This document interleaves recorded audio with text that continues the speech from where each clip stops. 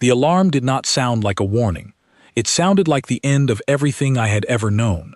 I was pressed against the cold wall of the lower command shelter when the ceiling shook for the third time that hour. Dust fell from the cracks above us like gray snow. Someone was screaming coordinates into a comm unit. Someone else was crying without making any sound at all, the kind of crying that happens when a person has no tears left to give. My name is Iran Vantha, and on that night, my people were dying. We are called the Vithari. Before the invasion came, we were known across our stretch of the galaxy for our music, our glass towers, and our long peace. We had not fought a real war in 300 years. We were not built for this. Our shields were failing. Our ships were falling out of the sky faster than we could count them. The enemy above us, a cold and endless swarm we simply called the Ash Fleet, had already taken 4 of our outer colonies without slowing down even once. Commander Talus Marin stood at the center of the shelter, staring at a map that no longer meant anything. Half of it was red. The other half was turning red as we watched. "Give me options," she said, and her voice did not shake, even though her hands did. Nobody answered her. There were no options left. We had sent for help from every ally we had. The Draith Assembly said they could not spare a single ship. The Corin Trade Guild said they were reviewing the situation. Reviewing, as our cities burned. I was young to be in that room, but I had spent the last 2 years working with the Signal Division, and so I was the one who said the thing that made the entire shelter go silent. "There is one frequency we have not tried." Talus turned to look at me. I felt every eye in that room land on me like a weight. "No," said an older man near the back, a counselor named Doran Ash. "Absolutely not. You are talking about the sealed frequency." "I am talking about survival," I said. The sealed frequency was not just a communication channel. It was a warning beacon left over from a treaty signed generations before any of us were born. A treaty that every civilized species in our region had agreed to honor. It marked the border of a quarantine system. A system every child in our culture was taught to fear before they were taught to walk. We called the beings on the other side of that border the demons of Earth. I do not know exactly when humanity earned that name. The stories were old and strange and did not always agree with each other. Some said humans had once fought a war so terrible that 3 neighboring species had begged the wider galaxy to seal them away, for the safety of everyone else. Some said humans could not be reasoned with once they decided to fight, that they did not stop, that they did not feel fear the way the rest of us did. Some said far worse things that I will not repeat, because I did not believe most of it, not even then. But there was one thing every single story agreed on. Nobody sent that frequency a message unless they had already accepted that they were going to die. "They will not save us," Doran said.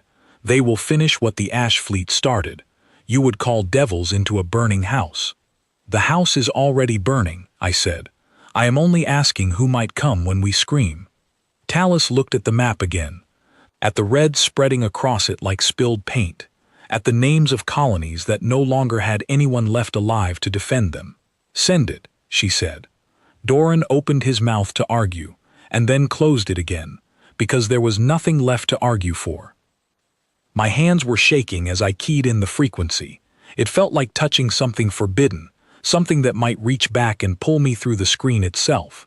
I typed our coordinates. I typed the casualty numbers, though I did not know the final ones yet, because the final ones had not stopped growing. I typed a single line beneath all of it, because Talus told me to, because she said if we were going to break 300 years of careful silence, we should at least be honest about why. "We are dying. We are asking anyone who can hear this. Please." I sent it before I could think better of it. For 6 hours, nothing happened. 6 hours does not sound like a long time until you spend it waiting to find out whether you have made the greatest mistake of your species' short remaining life. I sat by the comm station because I could not make myself leave it. Around me, the reports kept coming in, each one worse than the last. Another colony gone dark. Another fleet destroyed trying to hold a line that could not be held. Doran paced behind me, muttering that we had doomed ourselves twice over now, once to the Ash Fleet and once to whatever answered that frequency, if anything answered at all. I did not argue with him. I did not have the strength to. Somewhere around the 5th hour, a young signal officer named Petra Colvin, who had barely spoken since the invasion began, sat down beside me and asked quietly if I thought they were real. The demons, she meant. I told her I did not know. She asked if I thought they would come. I told her I did not know that either. Then why did you send it? She asked, not with anger, but with something closer to desperation. Because, I said, there was nothing left to lose by asking. At the edge of the 6th hour, the comm station lit up. It was not an alarm. It was not a warning tone. It was a single, quiet chime, the kind our system used for an incoming message on a private channel. Petra grabbed my arm so hard it left a mark. Doran stopped pacing mid-step. Talus appeared behind us so fast I did not even hear her cross the room. "Open it," she said. My fingers would not move at first. Then they did. The voice that came through was calm. That was the first thing that struck me, how calm it was, how ordinary, like someone answering a call about nothing more urgent than the weather. "This is Ryan Coleman, captain of the transport vessel Halcyon, responding to an emergency signal received on this frequency. Please confirm your position and the nature of your distress." Nobody in that shelter breathed. "They answered," Petra whispered. "They actually answered." Doran's face had gone the color of ash. This could be a trick. This could be the Ash Fleet using a captured signal to draw us out. "It is not the Ash Fleet," Talus said slowly. "The Ash Fleet does not speak. It has never once spoken to us in this entire war." I keyed the channel open and gave the coordinates. My voice cracked twice while I did it. I do not know if the voice on the other end noticed, or if it mattered to him even if he did. "Understood," the voice said. "Hold your position if you can. Help is already moving." The channel closed. For a long moment, nobody in the shelter said anything at all. Then Petra began to laugh, a strange broken sound halfway between joy and disbelief, and it spread through the room until half of us were laughing and the other half were crying, and some of us, myself included, were doing both at the same time. "One ship," Doran said, still trying to hold on to his fear like a shield. "One ship is not a rescue. One ship is a funeral escort." Talus did not answer him. She was watching the long-range scanner, where a single point of light had just entered the edge of our system. It was small. That was the second thing that struck me.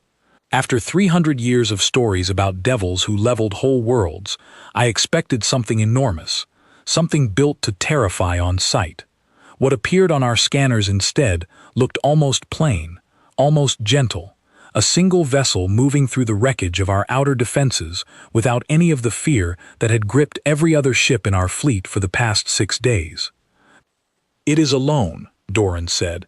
"They sent one ship." "They sent someone who did not hesitate," I said, and I do not know why I said it, only that it felt true the moment it left my mouth. The Halcyon did not slow down as it approached the edge of the battle. It did not wait for an escort, or for permission, or for the Ash Fleet to notice it and decide it was worth destroying. It simply came, the way a person runs toward a burning building without stopping to ask whether it is safe to do so. I stood at that scanner and watched the single point of light grow larger, and for the first time in 6 days, I felt something other than fear crawl into my chest. I did not know yet what to call it. I only knew that it felt dangerously close to hope. Doran left the room without another word.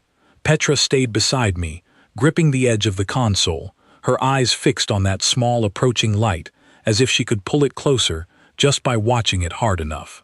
"What happens now?" she asked me. I did not have an answer. None of us did. Every story we had ever been told about the demons of Earth had prepared us for horror.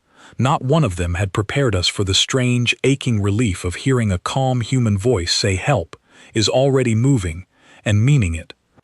The Halcyon crossed into the heart of our system as the last of our outer defense line went dark behind it. We had cried out to the heavens, certain that nothing good could possibly answer. Something had answered anyway. And none of us, not Talus, not Doran, not Petra, not even me, had any idea yet what we had truly called down upon that battlefield, or what it would mean for every living thing still fighting to survive beneath that darkening sky. The Halcyon reached the wreckage of our third defense ring before I had time to process what I was seeing. It moved differently than any ship I had watched in 6 days of war. Our own vessels turned wide, cautious arcs, always leaving themselves a path to retreat. The Ash fleet moved in tight, mindless formations, swarming without any thought for their own losses. The Halcyon did neither. It cut straight through the debris field at a speed that made Petra gasp beside me, weaving between broken hulls and drifting wreckage, as if the pilot could see every piece of it a full second before it happened. "That is not possible," Doran said, having returned to the shelter despite himself, unable to stay away from the screen. "No calculation system reacts that fast." "Maybe they are not using a calculation system," Talus said quietly. "Maybe that is just how he flies." We watched as the Halcyon reached the edge of the main battle, where 3 Ash Fleet raiders had cornered one of our last surviving cruisers, the Brightwater, against a dead moon. The cruiser's shields were failing. Its weapons had gone silent minutes earlier. Every one of us in that shelter knew what came next, because we had watched it happen many times already that week. Except this time, it did not happen. The Halcyon placed itself directly between the raiders and the Brightwater, close enough that the 2 ships were nearly touching. It did not open fire immediately. For one terrible second, I thought perhaps Doran had been right, that we had called something worse than the Ash Fleet down upon ourselves, and it intended to let both fleets wear each other down while it watched. Then the Halcyon fired. I will try to describe what I saw, though even now I struggle to find the right words. It was not the wild, desperate barrage our own ships used, spending everything at once in the hope that something would land. It was precise, controlled. Every shot found exactly where it was meant to go, and within moments, all 3 raiders had been disabled, drifting in dark, without a single wasted shot fired at anything that was not already a threat. "One ship," Petra said, her voice barely above a whisper. "One ship just did that." "There is more coming," Talus said, pointing at the long-range scanner, where 4 new points of light had appeared at the edge of the system, moving fast. Over the next hour, I watched as more human vessels arrived, each one different from the last, some built for speed, some built for carrying supplies, one enormous ship that moved slowly and carefully, clearly designed to hold far more people than it currently carried. None of them announced themselves the way our fleets did, with formal codes and long declarations of intent. They simply arrived, spoke briefly to confirm positions, and went to work. It was Ryan Coleman himself who first stepped off the Halcyon and onto what remained of our central landing platform, 3 hours after his ship had entered our system. I was there when it happened, because Talus had insisted someone from the signal division be present to translate if needed, and somehow that duty had fallen to me. I do not know what I expected. Perhaps something enormous, something built from nightmare and legend the way our stories described. What I found instead was a man of ordinary height, wearing simple protective gear, with dark hair cut short and eyes that moved constantly, taking in every detail of the wreckage around him without ever seeming to panic at what he saw. "You are the one who sent the signal," he said, looking directly at me. It was not a question. "I am," I said, and my voice came out smaller than I intended. He nodded once, as if that answered some question he had been carrying since the moment he received the message. "How many wounded do you have?" I had prepared myself for many things. I had not prepared myself for that question, asked so plainly, without any of the ceremony or suspicion I had expected from a demon of old stories. "I do not know the exact number," I admitted. "We have lost count." "Then let's start counting," he said, and turned to the small group behind him, already giving instructions I did not fully understand, about medical stations and priority triage and supply distribution, words that meant nothing to me in the moment, but would come to mean everything over the following days. Within an hour, human medical teams had set up in 3 separate locations across what remained of our capital district. I watched them work, and it was unlike anything I had witnessed from any other species before. They moved with a strange, calm efficiency, treating our wounded with the same steady attention whether the patient was a soldier, a child, or an elder who had lived through the entire war without ever once believing help would come. A woman named Grace Whitfield, who I learned was in charge of the medical teams, knelt beside an elderly Vithari man whose leg had been badly hurt in the second wave of the invasion. She spoke to him gently in halting but careful Vithari, words she must have learned in the hours since the Halcyon received our distress call, and I remember thinking, absurdly, that no story I had ever heard about the demons of Earth had mentioned that they might learn our language just to comfort a frightened stranger. "Why are you doing this?" I asked her, unable to hold the question back any longer. "You do not know us.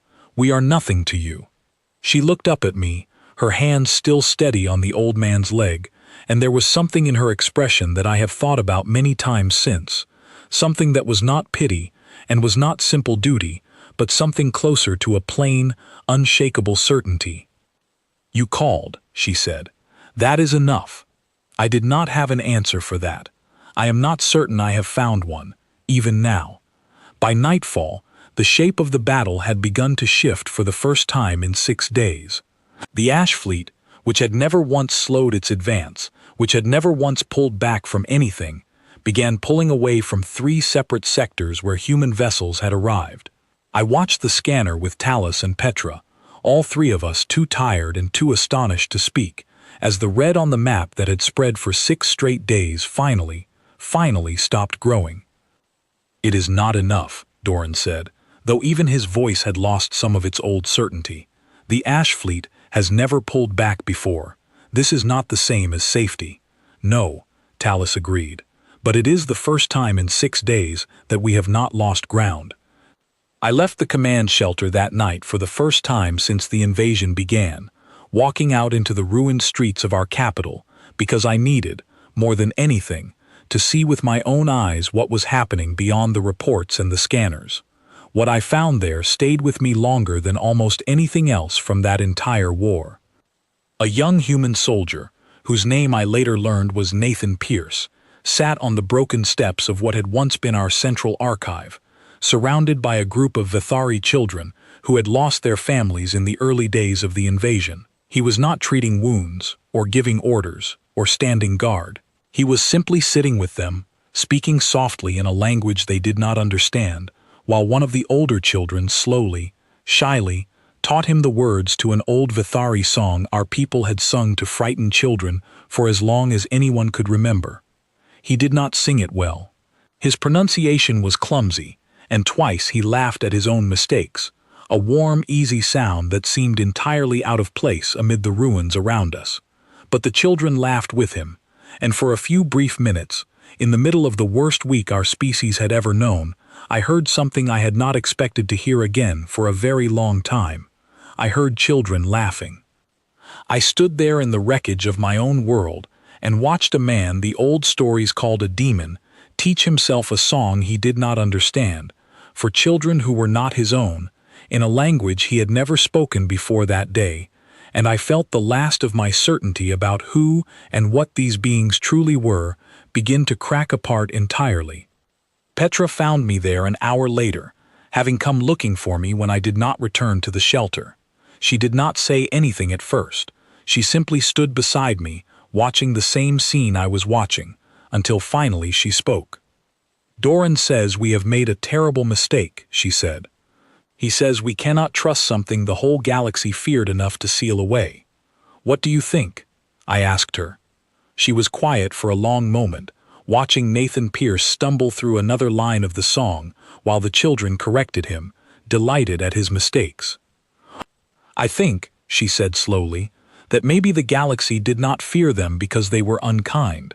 Maybe they feared them because nothing could stop them once they decided to care about something." I did not know, that night, how true her words would turn out to be. I did not know what the coming days would show us about the true nature of the beings we had called down from beyond a forbidden frequency, or what price they would be willing to pay to keep a promise made to strangers who had once feared even the sound of their name. I only knew that as I stood in the ruins of my capital, listening to children laugh for the first time in 6 days, I no longer felt the same fear I had felt when I first sent that signal into the dark. I felt something else instead, something I did not yet have the words to fully describe. I would find those words soon enough, and when I did, they would not be words of fear at all. The next morning brought the first true test of what human help would actually cost, and it came far sooner than any of us expected. I was woken before dawn by Petra shaking my shoulder, her face pale in the dim light of the shelter. "You need to see this," she said, and led me quickly toward the main scanner room, where Talus and a handful of officers already stood gathered around the display. The Ash fleet had regrouped. For 6 days the enemy had advanced without pause, without strategy beyond simple, overwhelming numbers. But something had changed overnight. New formations appeared on the scanner, tighter, more coordinated, moving with a purpose the Ash fleet had never shown before. "They are adapting," said an officer named Colin Marsh, staring at the readings with an expression I did not like. "They have never adapted to anything before, not once in 6 days. Maybe they have never faced anything worth adapting to before," Talus said quietly. Ryan Coleman arrived at the shelter within minutes of being informed, along with 2 other human officers I had not yet met, a sharp-eyed woman named Ellen Marsh and a quiet, broad-shouldered man named Adam Fenwick. They studied the new enemy formations without any of the alarm I expected, discussing options in quick, clipped sentences that I struggled to follow. "They are trying to encircle the southern colonies," Ellen said finally. "If they succeed, we lose everyone there before reinforcements can arrive." "How long do we have?" Talus asked. 6 hours, Ryan said. "Maybe less. And how many ships can you send to stop them?" There was a pause before Ryan answered, and in that pause, I felt the fragile hope of the last day begin to waver. 3, he said. "The rest are still needed here, protecting the capital and the medical stations." 3 ships against an entire encircling force, Doran said, arriving in time to hear the last part of the conversation, his voice sharp with old suspicion. "You would send 3 ships to die for colonies that are not even your own?" Ryan looked at him, and for the first time since his arrival, I saw something harden behind his calm expression, though his voice remained level. "You called for help," he said. "We do not get to choose which parts of a dying world are worth saving and which are not. Either we help all of you, or the word means nothing at all." Nobody in that shelter had an answer for him. Within the hour, the 3 ships were moving toward the southern colonies, carrying barely enough crew to hold their positions, and nowhere near enough to guarantee they would return. I watched them go from the scanner room, and for the first time since the humans had arrived, I understood, truly understood, that the help we had called down upon ourselves was not without cost, and that the price of it might soon be paid in lives that were not even Vithari. Petra stood beside me, watching the same 3 points of light move toward an uncertain fate. "Do you think they will make it?" she asked quietly. I did not answer her, because I did not know, and because some part of me had already begun to understand that the coming hours would teach us far more about the true nature of the demons of Earth than anything we had witnessed so far. Talus asked me to join the small team monitoring the southern engagement directly, since my work in Signal Division meant I could track the coded transmissions coming from the human ships more accurately than most of her own officers. I did not question the order. I wanted to see it for myself, whatever it turned out to be. We set up in a narrower room down the corridor from the main shelter, just myself, Petra, Colin Marsh, and a human communications officer named Sophie Lang, who had come over from the Halcyon to help us interpret the incoming reports. She was younger than I expected, with a quick, careful way of speaking that made me trust her almost immediately, though I could not have said why. "The southern colonies have 3 settlements left standing," Sophie explained, pulling up a display that showed the region in question, a stretch of farmland and small coastal towns that had somehow avoided the worst of the invasion until now. Around 11,000 people, mostly civilians. The Ash fleet is moving to cut off every escape route before our ships arrive. 11,000 people, Petra repeated softly, and 3 ships. 3 of our ships, Sophie said, and there was something quietly fierce in the way she said it, which is more than enough, if they get there in time. I did not understand yet how she could say something so impossible with such plain confidence. I would understand within the hour. The first reports came in fast and clipped, call signs and coordinates that meant little to me but clearly meant everything to Sophie and Colin, who leaned over the display together, tracking the positions of the 3 human ships as they entered the southern region. The ash fleet's encircling formation had already begun closing around the settlements. Dozens of enemy vessels moving in a slow, deliberate net meant to leave no gap for escape. "They are outnumbered 8-1, Colin said, and I heard the old fear creeping back into his voice, the fear that had gripped all of us for 6 long days before the humans arrived. Even if they fight well, 8-1 is not survivable. You keep counting ships, Sophie said, not unkindly, instead of asking what happens once they stop counting theirs. I did not understand what she meant until the first engagement report came through. The lead human vessel, a smaller ship called the Marlow, reached the encircling formation first and did not attempt to break through it at any single point, the way I expected. Instead, it moved along the outer edge of the formation, drawing the attention of nearly a third of the enemy ships away from the settlements entirely, pulling them into a pursuit that led directly into the path of the second human vessel, which had been waiting, hidden and silent, exactly where the pursuit would lead. "That is not luck," I said, watching the positions shift on the display. "That was planned before they ever arrived." "Everything is planned before they arrive," Sophie said. "That is the whole point." Over the next 2 hours, I watched something that no story I had ever heard about the demons of Earth had prepared me for. It was not chaos. It was not overwhelming, indiscriminate force poured out until nothing remained standing.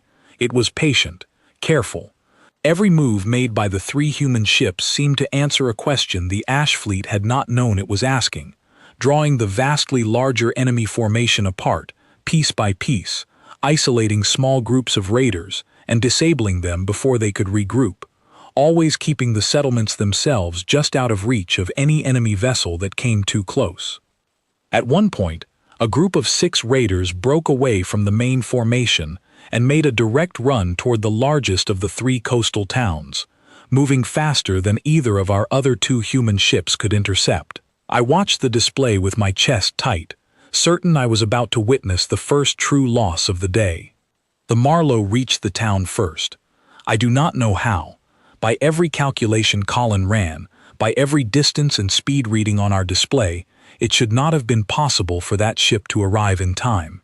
But it did, placing itself directly in the path of the 6 raiders, close enough to the town's edge that I could see. On the secondary feed Sophie pulled up, the shapes of frightened people below still fleeing toward shelter as the battle unfolded directly above their homes. The Marlow did not retreat. It did not wait for support. It held its position and fought all 6 raiders alone for nearly 4 minutes until the second human vessel arrived to finish what the Marlow had started. When the battle ended, the Marlow's hull showed heavy damage across its forward section, and for a long, terrible moment, its transponder signal went completely silent. "Marlow, report," Sophie said into the comm, her voice tightening for the first time since I had met her. Silence. "Marlow, report your status," she said again, and this time I heard something crack beneath the careful calm of her voice. 3 more agonizing seconds passed before a tired, strained voice finally answered. "This is Marlow. We are still here. Systems are damaged but holding. All crew accounted for." Sophie closed her eyes briefly, and I understood, in that small, unguarded moment, that whatever else the humans might be, they were not immune to fear for each other. They simply did not let that fear stop them from doing what needed to be done. By the end of the engagement, all 3 human ships had sustained damage, 2 of them heavily, and 7 human crew members had been wounded seriously enough to require immediate treatment once they returned. But every one of the 11,000 civilians in the southern settlements remained alive, and the Ash fleet's encircling formation had been broken apart so completely that the remaining enemy ships retreated from the entire region rather than attempt to regroup. Doran was waiting in the main shelter when the final reports came through, and for the first time since the humans had arrived, I saw something other than suspicion on his face. 7 wounded, he said quietly, almost to himself. They took 7 wounded protecting people who are not even their own kind. They would have taken more, Sophie said, having followed us into the main shelter to deliver the full report in person. If it meant those 11,000 people stayed alive, they would have taken as many wounds as it cost. Why? Doran asked, and I understood that he was asking the same question I had asked Grace Whitfield the night before, the same question that seemed to sit at the center of everything strange and unexpected about the beings we had once called demons. You do not know these people. You have nothing to gain from any of this. Sophie was quiet for a long moment before she answered, and when she did, her voice carried a weight that told me this was not the first time she had been asked this question, on some other world, in some other crisis, long before our own. A long time ago, she said, our own kind went through things that nearly destroyed us, wars, disasters, times when help never came, because nobody was close enough, or brave enough, or willing enough to risk what it would cost. We remember what that felt like. We decided, a long time ago, that we would never again be the ones who could have helped and chose not to. Even if it costs you everything? Doran asked. Especially then, Sophie said. That is when it matters most. I thought about her words long after she had returned to her own duties, long after the shelter had quieted for the night, and most of the exhausted officers had finally allowed themselves to rest. I thought about the Marlowe, holding its position alone against 6 raiders to protect a town full of strangers. I thought about Grace Whitfield learning our language just to comfort a frightened old man. I thought about Nathan Pierce, clumsily singing a lullaby he did not understand for children who were not his own. I began to understand, slowly, and with something like awe, why the wider galaxy had once been so afraid of humanity. It was not because they were cruel. It was because once they decided that something mattered, nothing in the universe seemed capable of making them stop trying to protect it, no matter what it cost them. That understanding deepened further 2 days later, when I finally saw, with my own eyes, what happened when the demons of Earth stopped holding back entirely. The Ash Fleet, having lost the southern encirclement and pulled back from 3 defensive sectors near the capital, launched a new offensive aimed directly at the largest human medical station, the one Grace Whitfield had established in the ruins of our central district, now sheltering nearly 2,000 wounded Vithari civilians. I do not believe the Ash Fleet understood, even then, what kind of mistake it was making.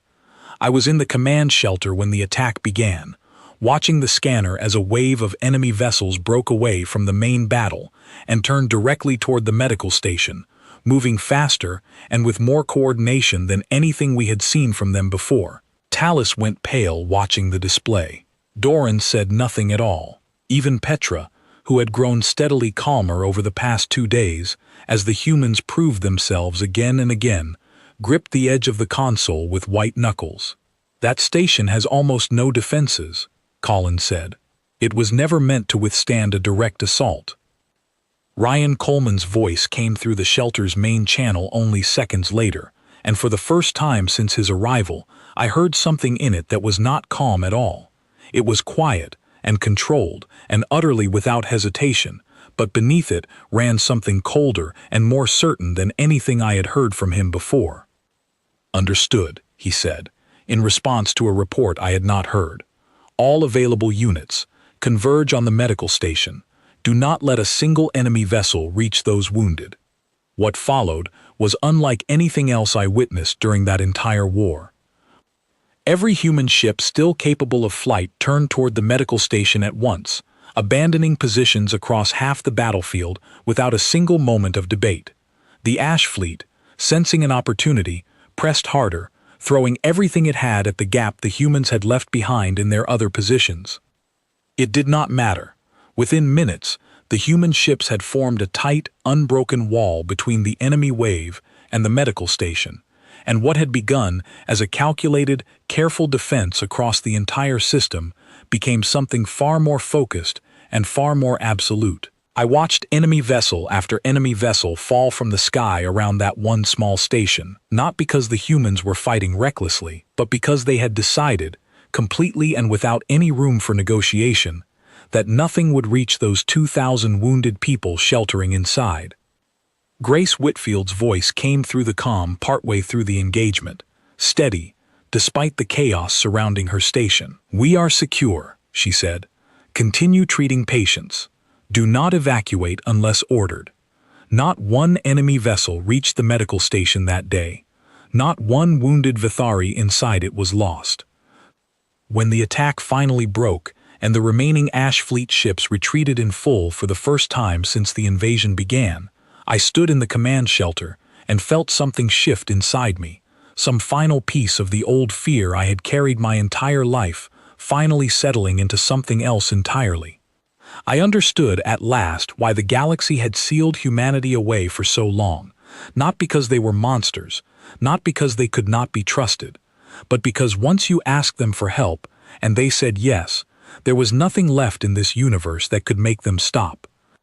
The days that followed brought a strange, fragile kind of peace to our capital, the first real quiet we had known since the invasion began. The Ash Fleet did not launch another major offensive. It regrouped somewhere beyond our outer colonies, licking whatever wounds a mindless swarm could be said to have, and for the first time in nearly 2 weeks, our people slept without waiting for the next alarm. I used those quiet days to walk among the human crews stationed across our capital, and slowly, carefully, I began to understand more about who they truly were. Ellen Marsh, the sharp-eyed officer who had helped plan the Southern defense, told me one evening about a disaster that had struck her homeworld generations before her own birth, a storm so severe it had drowned 3 entire coastal regions before anyone could organize a proper response. She told me how her people had built an entire section of their history around that failure, around the guilt of arriving too late, of watching help move too slowly, while people who could have been saved were lost instead. "We do not forget things like that," she said. "We build them into who we decide to become afterward." Adam Fenwick, the quiet, broad-shouldered officer who rarely spoke unless directly asked a question, told me one afternoon about a conflict his own grandparents had lived through, a war fought not against any outside enemy, but among humans themselves, over resources and fear and old grievances that had festered for generations. He did not go into great detail, and I did not push him to, but he said one thing that stayed with me long after our conversation ended. "We learned the hard way what it costs to look away from someone who is suffering," he said. "We decided we would rather pay the cost of helping than live with the cost of not trying." It was Grace Whitfield, though, who told me the story that helped me understand, finally and completely, why the humans had come so far, so fast, for a species they had never met and owed nothing to. We sat together outside her medical station one evening, watching the last of the wounded settle in for the night, under the care of her exhausted but steady team. She had not slept properly in days, and yet she still moved among her patients with the same quiet patience I had watched from the very first hour of her arrival. "There was a time," she said, "long before any of us were born, when we almost lost everything. A sickness spread across our world faster than we could contain it, and for a while, it seemed like every part of our civilization might simply come apart under the weight of it. People helped each other anyway. Strangers cared for strangers. It did not fix everything, and we lost more than we ever wanted to lose, but it taught us something we have never forgotten since." "What did it teach you?" I asked. "That when someone calls for help," she said, "the only real question worth asking is whether you are capable of giving it. Not whether they deserve it, not whether it is safe, not whether you will be thanked for it afterward, just whether you can." I thought of Doran and his endless suspicion, and I found myself, for the first time, unable to summon any sympathy for his fear at all. But peace, even a fragile one, rarely lasts as long as anyone hopes, and ours ended, on the 6th day, when Talus received a transmission that brought the color from her face faster than anything the Ash Fleet had managed in 2 weeks of open war. She called an emergency session in the command shelter, and I was summoned along with Doran, Petra, Colin, and the senior human officers still stationed in our capital. Ryan Coleman arrived last, his expression unreadable, though something in the set of his shoulders told me he had already heard whatever news Talus was about to deliver. "The Draith Assembly has issued a formal warning," Talus said, her voice tight with barely controlled fear. "They say that by allowing human forces into our system, we have broken the quarantine treaty that has held for generations. They are demanding the humans withdraw immediately, and they have threatened sanctions against our entire species if we refuse." "Sanctions?" Doran repeated bitterly. "After they refused to send us a single ship while we were dying, they now find the strength to threaten us over who we ask to save our lives instead." "There is more," Talus said. "The Corin Trade Guild has echoed the same demand, and there are unconfirmed reports that at least 2 other regional powers are considering similar action." The shelter fell into a heavy, uncertain silence. "What does this mean?" Petra asked quietly. "It means," Talus said, "that in trying to save ourselves from the Ash Fleet, we may have placed our entire species at odds with every other power in this region of the galaxy." I felt something cold settle into my chest as I listened. For all the relief and gratitude of the past several days, I had not fully considered what it might cost us, politically, to have broken a treaty that predated every living Vithari by generations. I looked at Ryan Coleman, searching his face for some sign of what this news meant for the humans themselves, and found only the same calm, steady expression he had worn since the moment he first stepped off the Halcyon. "What will you do?" I asked him, "if they demand your withdrawal?" "We will not leave people who called us for help simply because someone else finds our presence inconvenient," he said. "That has never been how we operate, and it never will be." "Even if it means war with every other power in this region?" Doran asked, his old fear returning in full force. "You would risk that, for us?"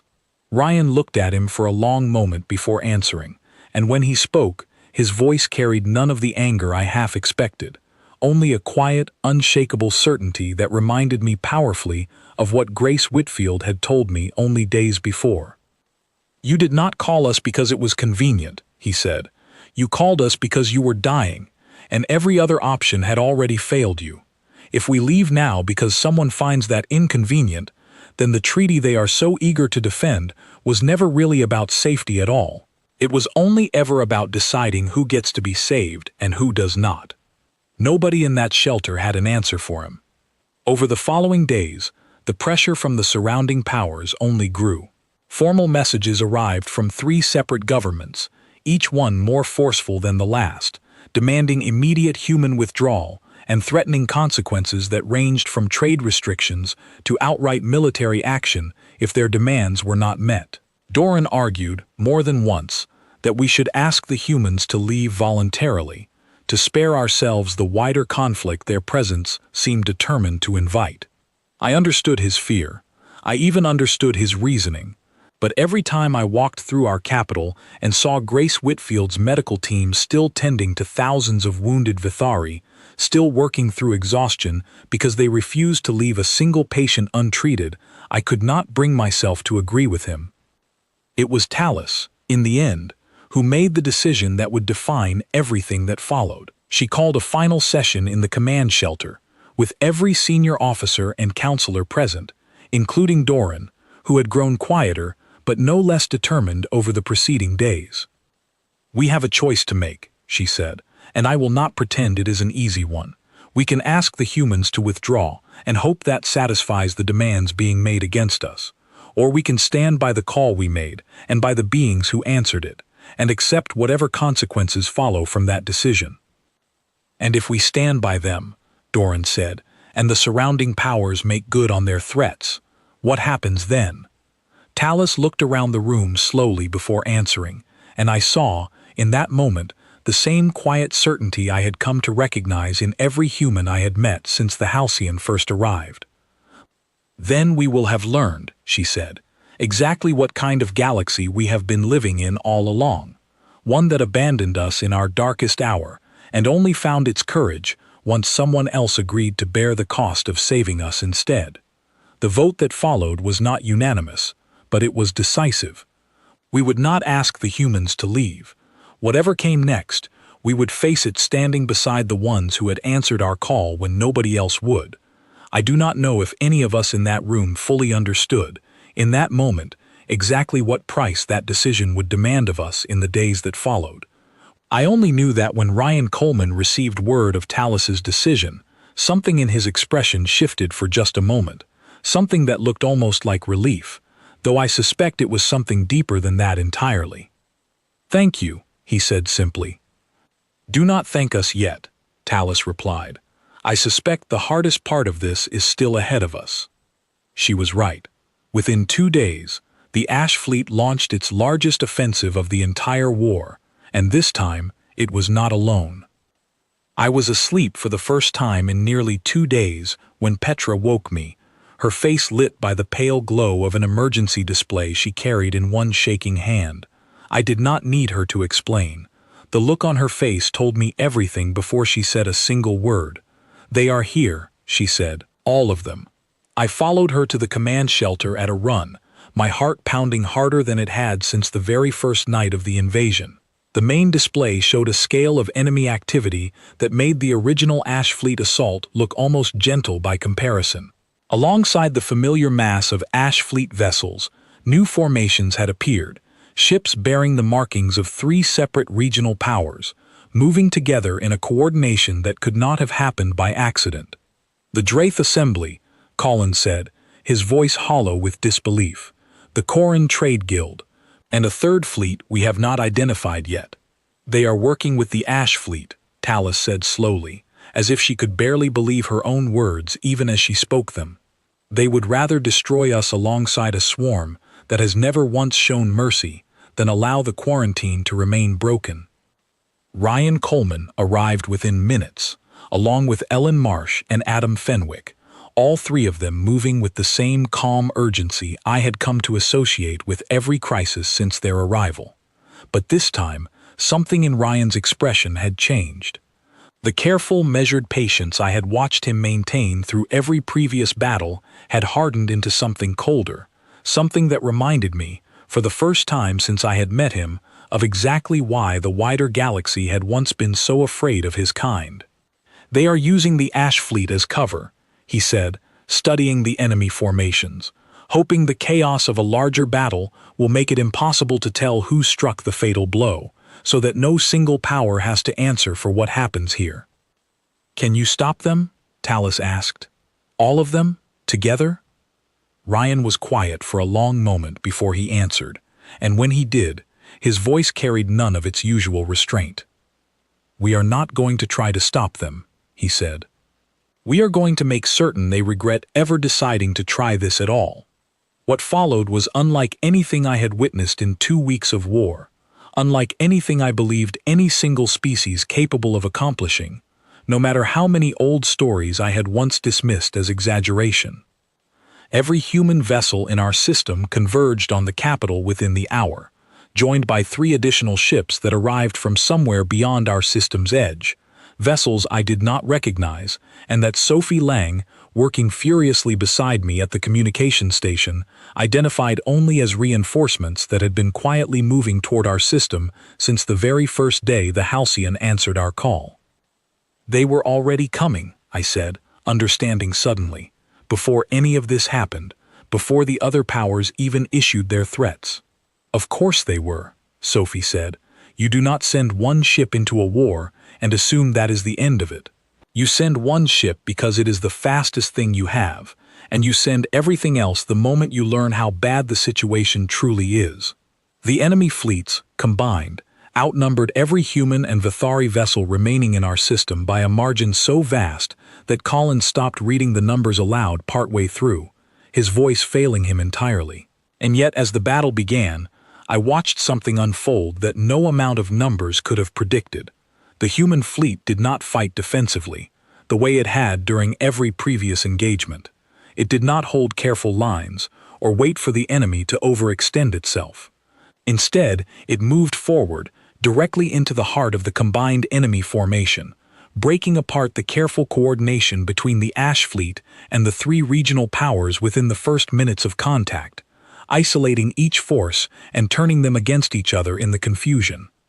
I watched Draith assembly vessels, caught between Ash Fleet ships pressing forward on one side and human vessels striking with impossible precision on the other, begin firing wildly in every direction, uncertain any longer which enemy posed the greater threat.